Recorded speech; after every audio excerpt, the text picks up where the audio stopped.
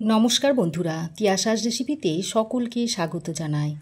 আজ আমি একটা ডিম আর ভেন্ডি দিয়ে একটা দুর্দান্ত স্বাদের রেসিপি আপনাদের শেয়ার করতে এসেছি, যেটা ডাল ভাতের সঙ্গে কিংবা রুটির সঙ্গে খেতে দুর্দান্ত লাগে। আর ঘরে থাকা সামান্য কিছু উপকরণ দিয়ে রেসিপিটা আপনারা খুব সহজেই ঝটপট বাড়িতে বানিয়ে নিতে পারবেন। তাহলে চলুন দেখে নেওয়া যাক এই রেসিপিটা। ভেন্ডির এই রেসিপিটা বানানোর জন্য এখানে আমি 250 গ্রাম মতো ভেন্ডি নিয়েছি। এবার এই ভেন্ডিগুলোকে আমি ছোট ছোট করে কুচিয়ে নেব।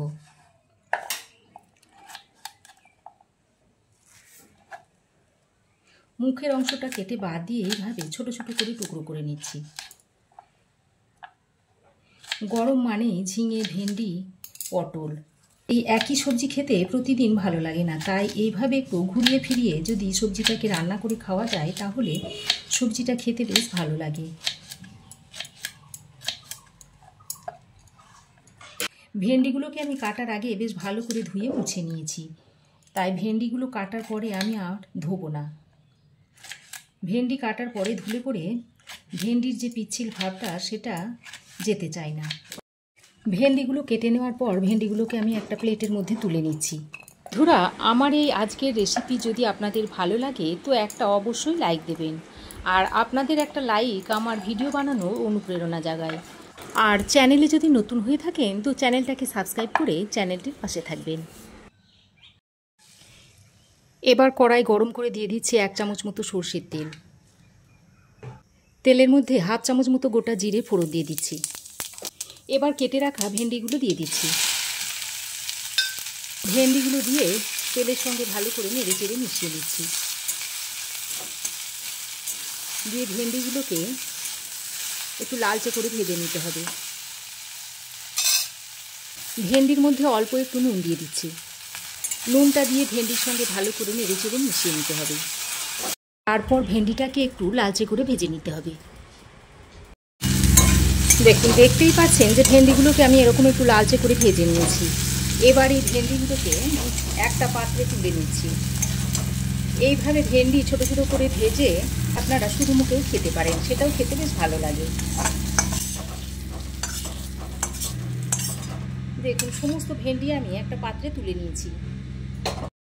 ভেন্ডি ভেজে তুলে নেওয়ার পর ওই কড়াইয়ে আরও 1 চামচ মতো সর্ষের তেল দিয়ে দিচ্ছি। এবার ওই গরম তেলের মধ্যে দিয়ে দিচ্ছি 6-7 কোয়া মতো থেতো করা রসুন। রসুনটা দিয়ে প্রথমে তেলের সঙ্গে নেড়ে চেড়ে ভেজে নিচ্ছি। রসুনের মধ্যে একটা ব্রাউন কালার আসা পর্যন্ত রসুনটাকে এইভাবে ভেজে নিতে হবে। দেখুন, রসুন একটু বাদামি করে ভেজে নিয়েছি, আর রসুনের কাঁচা গন্ধটাও চলে গেছে। এই পর্যায়ে আমি দিয়ে দিচ্ছি একটা কুচনো পেঁয়াজ। পেঁয়াজটাকে দিয়ে রসুনের সঙ্গে আরও কিছুক্ষণ ভেজে নিতে হবে। পেঁয়াজটা রসুনের সঙ্গে ভাজতে ভাজতে পেঁয়াজের পাপড়িগুলো দেখুন খুলে আসছে। এইভাবে ভাজতে ভাজতে পেঁয়াজের মধ্যে যখন দেখবেন একটা ব্রাউন কালার চলে এসেছে সেই পর্যন্ত পেঁয়াজটাকে ভেজে নেবেন। দেখুন বন্ধুরা, অনবরত নেড়ে চেড়ে পেঁয়াজটাকে আমি এরকম একটু হালকা বাদামি করে ভেজে নিয়েছি। এবার এই পর্যায়ে একটা টমেটো কুচিয়ে এর মধ্যে দিয়ে দিচ্ছি। টমেটোটাকে দিয়ে পেঁয়াজের সঙ্গে একবার নেড়ে চেড়ে নিচ্ছি।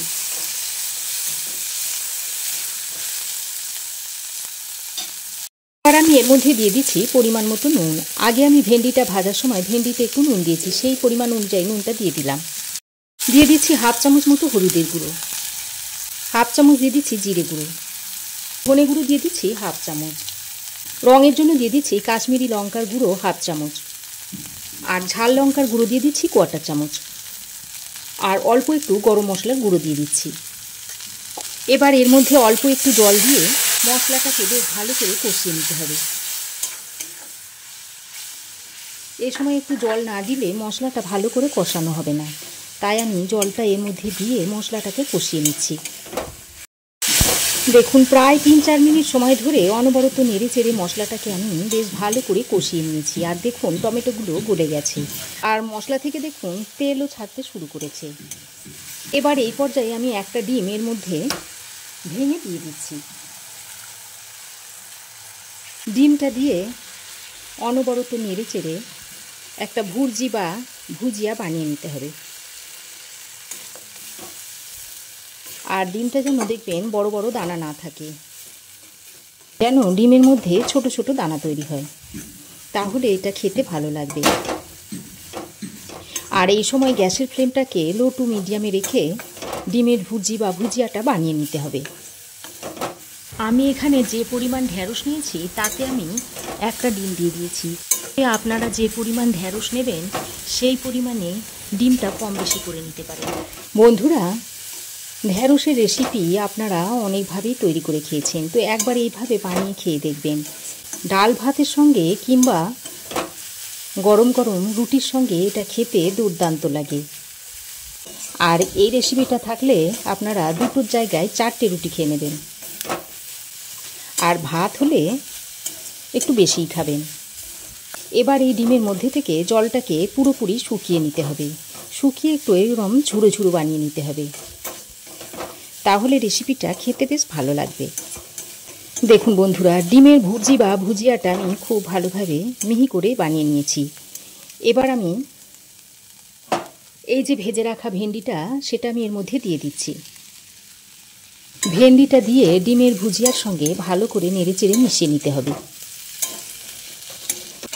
তারপর আরও বেশ কিছুক্ষণ এইভাবে নেড়েচেড়ে ভেজে নিতে হবে।